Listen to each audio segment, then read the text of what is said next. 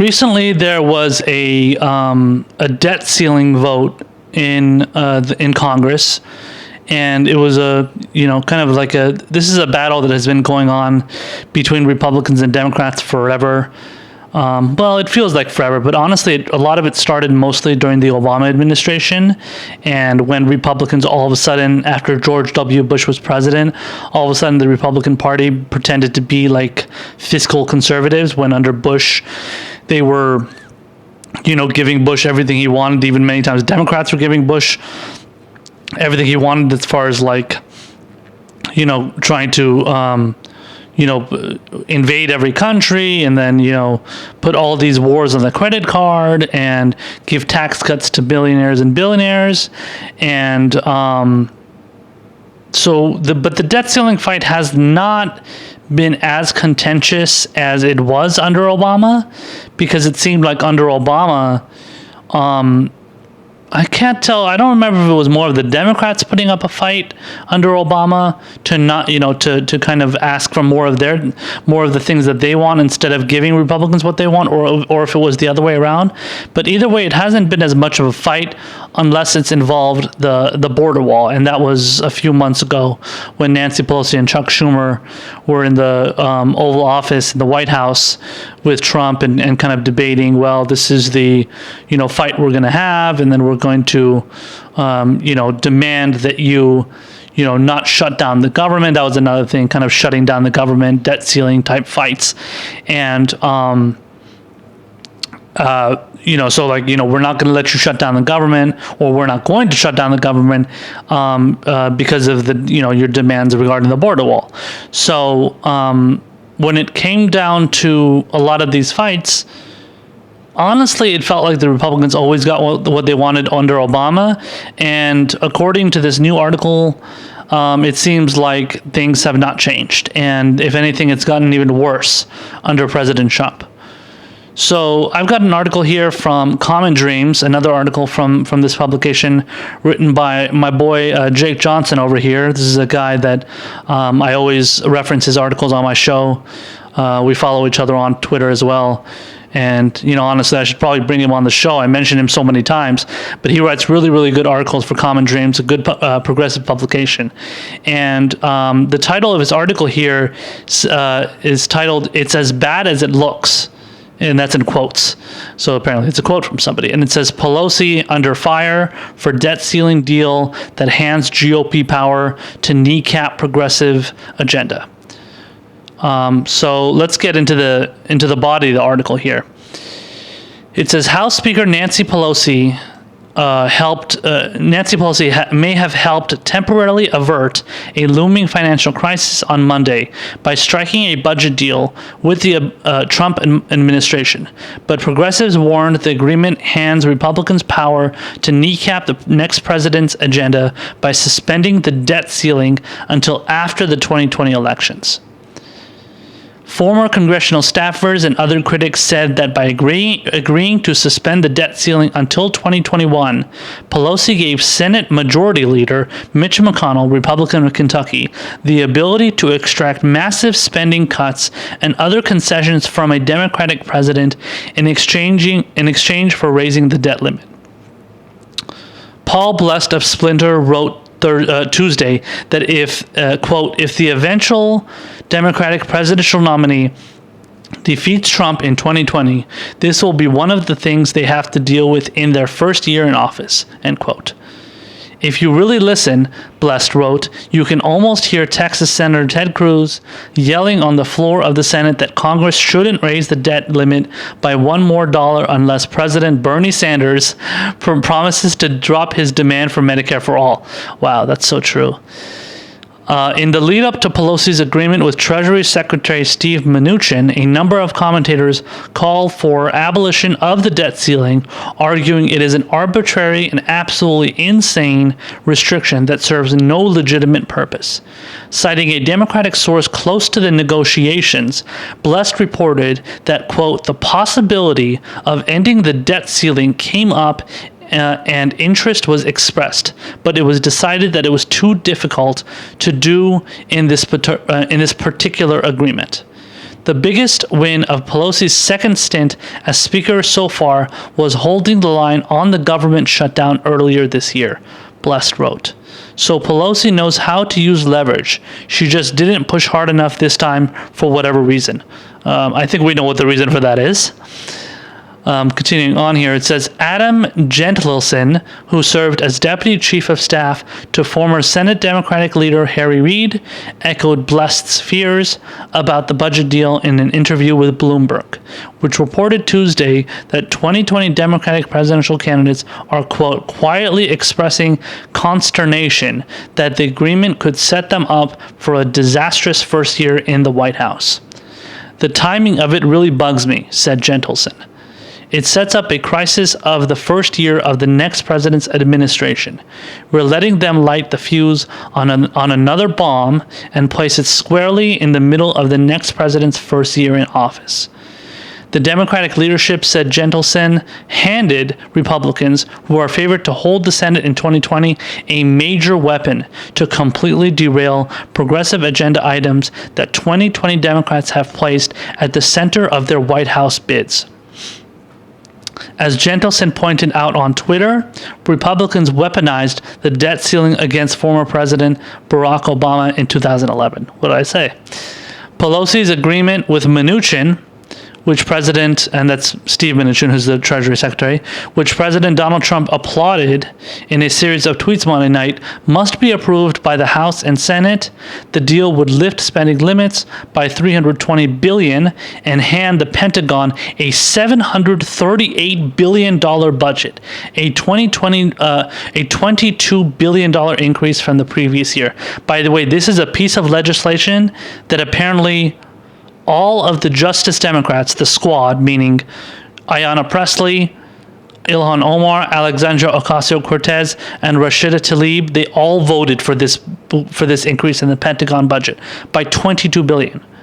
All of them voted for it, and that's a huge, huge disappointment.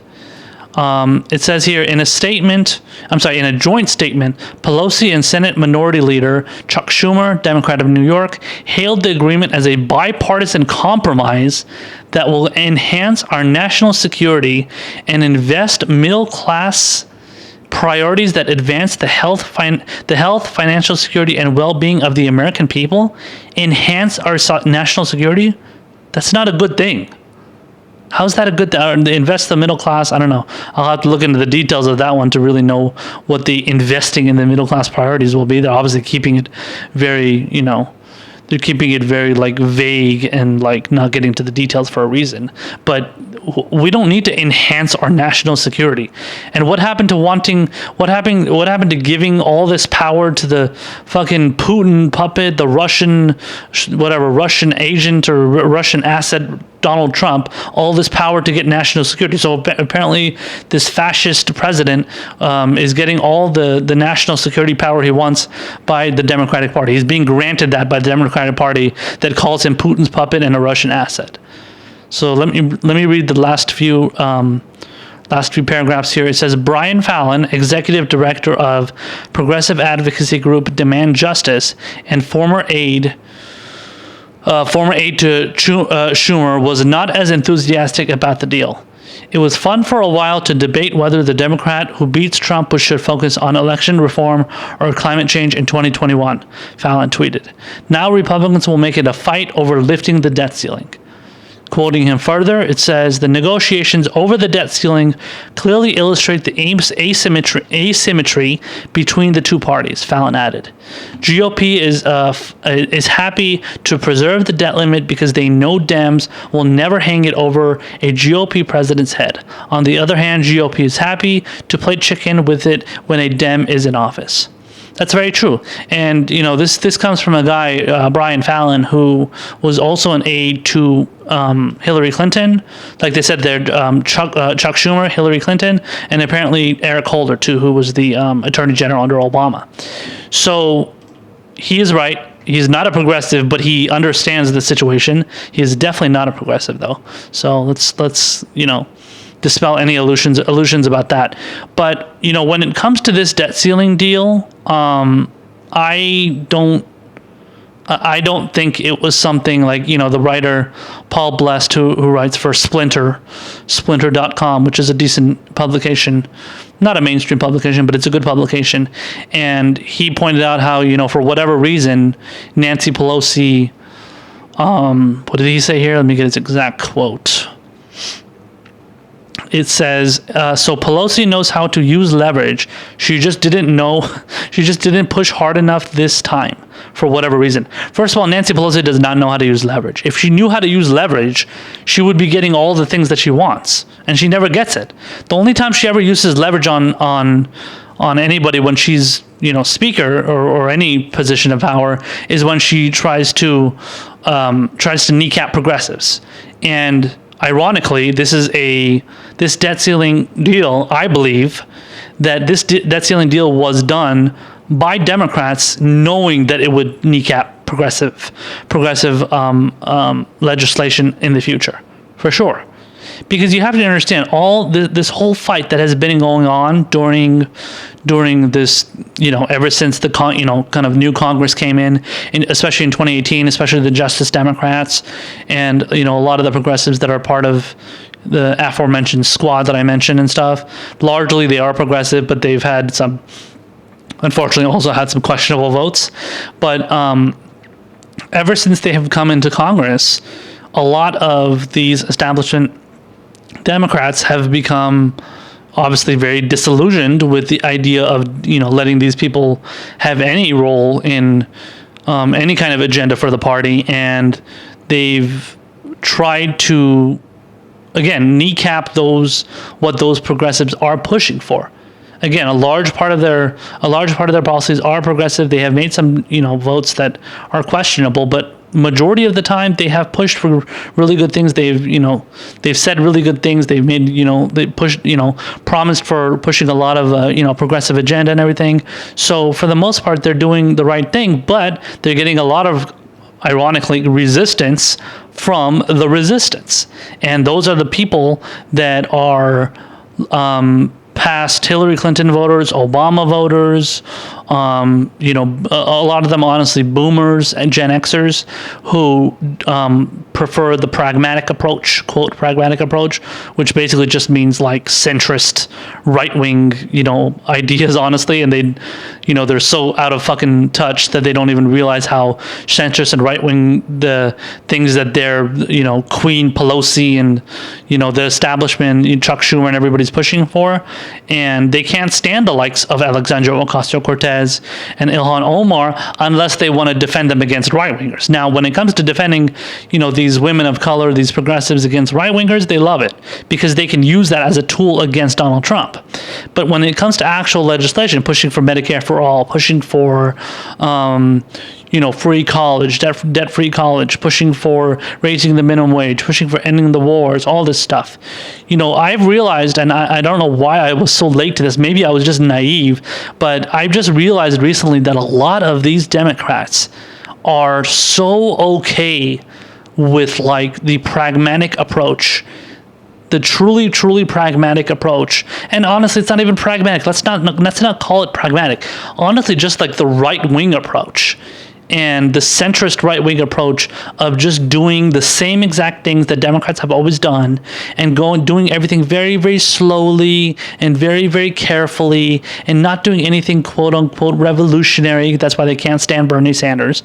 For a long time, I truly thought that these people just like, they didn't like know any better. They were so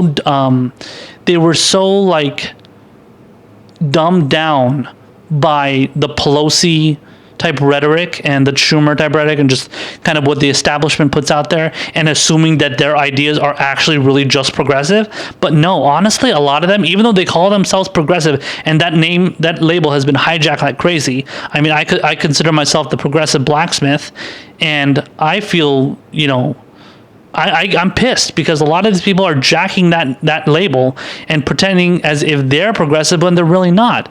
But they think they are because they believe, well, Nancy Pelosi must be a progressive because she's a congresswoman from and Speaker of the House or whatever, minority leader, whatever position she's been in from San Francisco. So she must be progressive because she believes in gay rights and she believes in, abortion and contraception and, she doesn't hate Planned Parenthood. I'm saying, like, the social issues. She's not a bigot essentially in that regard, and they see that her, whatever she's pushing for, they just believe that whatever she's pushing for, it must be progressive because she says that it's progressive. Honestly, that's ridiculous. Obviously, like, anybody that watches this show, anybody that follows, progressive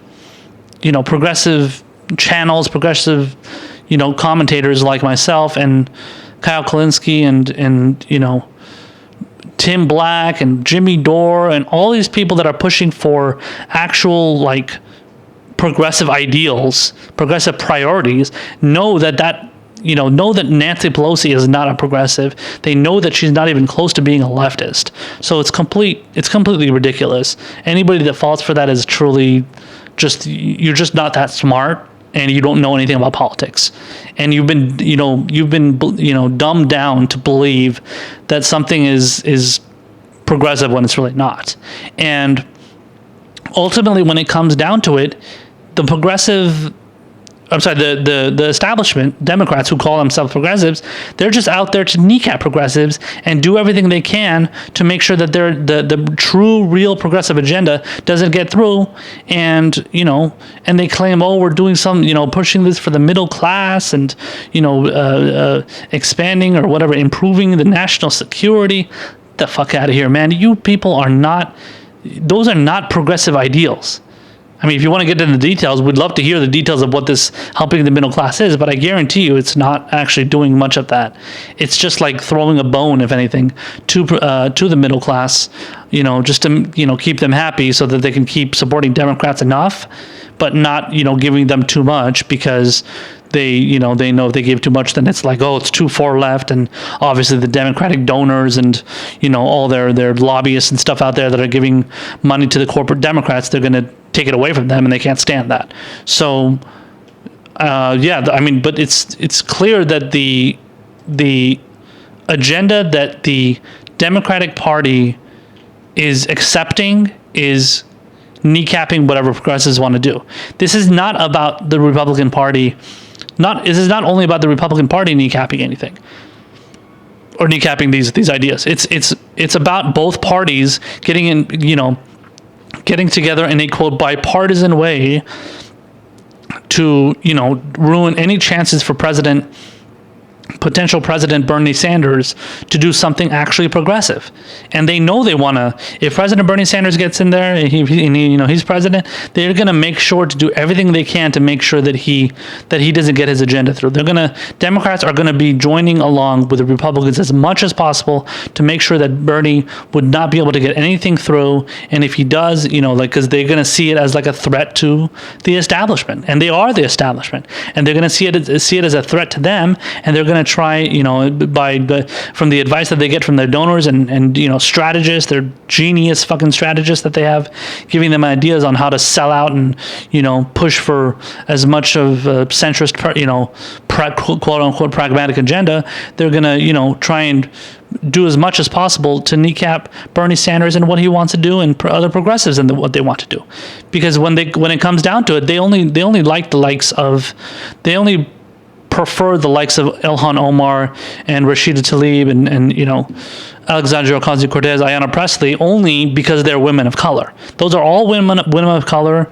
They're either black or Hispanic and Middle Eastern, and they only care about those women because they're people of color and they're getting attacked by Donald Trump.